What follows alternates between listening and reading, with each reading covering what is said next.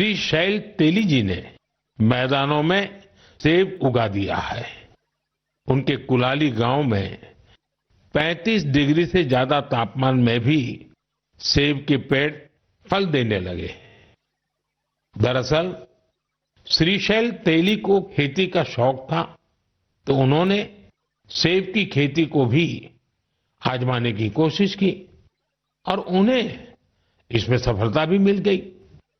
आज उनके लगाए सेब के पेड़ों पर काफी मात्रा में सेब उगते हैं, जिसे बेचने से उन्हें अच्छी कमाई भी हो रही है। साथियों, अब जब सेबों की चर्चा हो रही है तो आपने किन्नौरी सेब का नाम जरूर सुना होगा। सेब के लिए मशहूर किन्नौर में केसर का उत्पादन होने लगा है।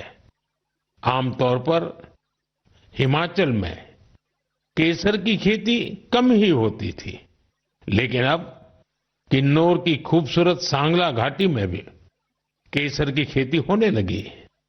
ऐसा ही एक उदाहरण केरला के वायनाड का है। यहां भी केसर उगाने में सफलता मिली है और वायनाड में ये केसर किसी खेत या मिट्टी में नहीं, बल्कि एरोपोनिक्स टेक्निक से उगाए जा रहे हैं। कुछ ऐसा ही हैरत भरा काम लीची की पैदावार के साथ हुआ है। हम तो सुनते आ रहे थे कि लीची बिहार, पश्चिम बंगाल या झारखंड में उगती है, लेकिन अब लीची का उत्पादन दक्षिण भारत और राजस्थान में भी हो रहा है। तमिलनाडु के थिरुविरा अरासू कॉफी की खेती करते थे। कोडाईकनाल में उन्होंने लीची के पेड़ लगाए और उनकी 7 साल की मेहनत के बाद अब उन पेड़ों पर फल आने लगे। लीची उगाने में मिली सफलता ने आसपास के दूसरे किसानों को भी प्रेरित किया है। राजस्थान में जितेंद्र सिंह राणावत को लीची उगाने में सफलता मिली है। ये सभी उदाहरण बहुत प्रेरित करने वाले हैं।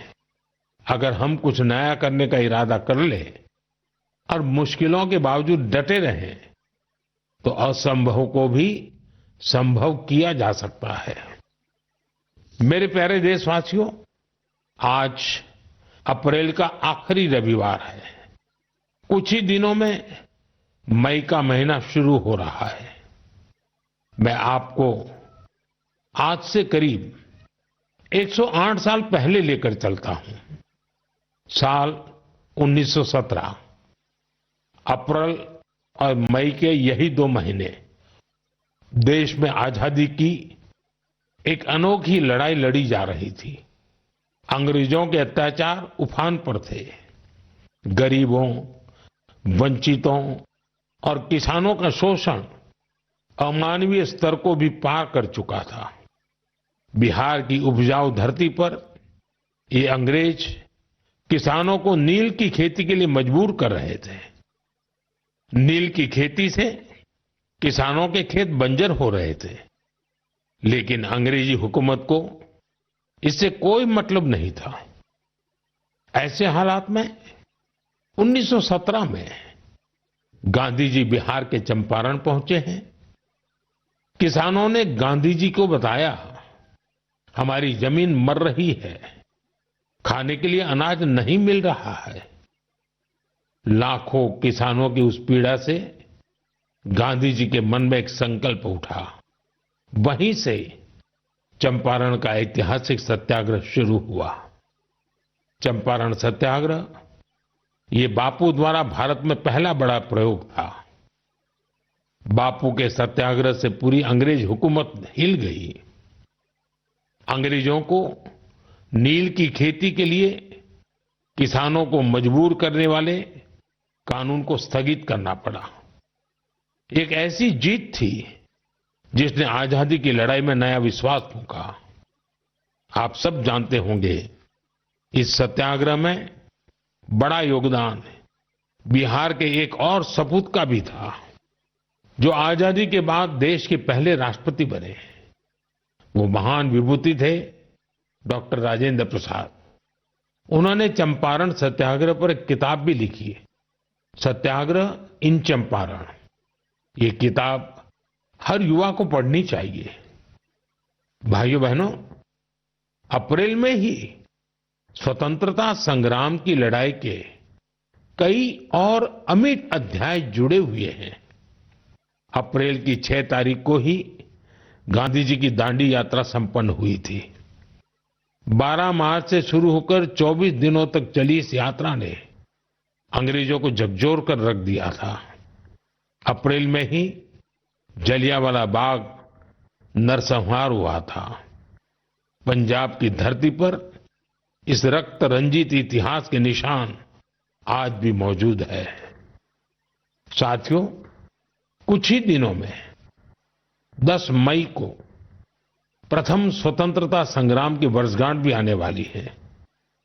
आजादी की उस पहली लड़ाई में जो चिंगारी उठी थी, वो आगे चलकर लाखों सेनानियों के लिए मशाल बन गई। अभी 26 अप्रैल को हमने 1857 की क्रांति के महान नायक बाबू वीर कुंवर सिंह जी की पुण्यतिथि भी मनाई है। बिहार के इन महान सेनानी से पूरे देश को प्रेरणा मिलती है। हमें ऐसे ही लाखों स्वतंत्रता सेनानियों की अमर प्रेरणाओं को जीवित रखना है। हमें उनसे जो ऊर्जा मिलती है, वो अमृतकाल के हमारे संकल्पों को नई मजबूती देती है। साथियों, मन की बात की इस लंबी यात्रा में आपने इस कार्यक्रम के साथ एक आत्मीय रिश्ता बना लिया है। देशवासी जो उपलब्धियां दूसरों से साझा करना चाहते हैं, उसे मन की बात के माध्यम से लोगों तक पहुंचाते हैं। अगले महीने हम फिर मिलकर देश की विविधताओं, गौरवशाली परंपराओं और नई उपलब्धियों की बात करेंगे। हम ऐसे लोगों के बारे में जानेंगे जो अपने समर्पण और सेवा भावना से समाज में बदलाव ला रहे हैं।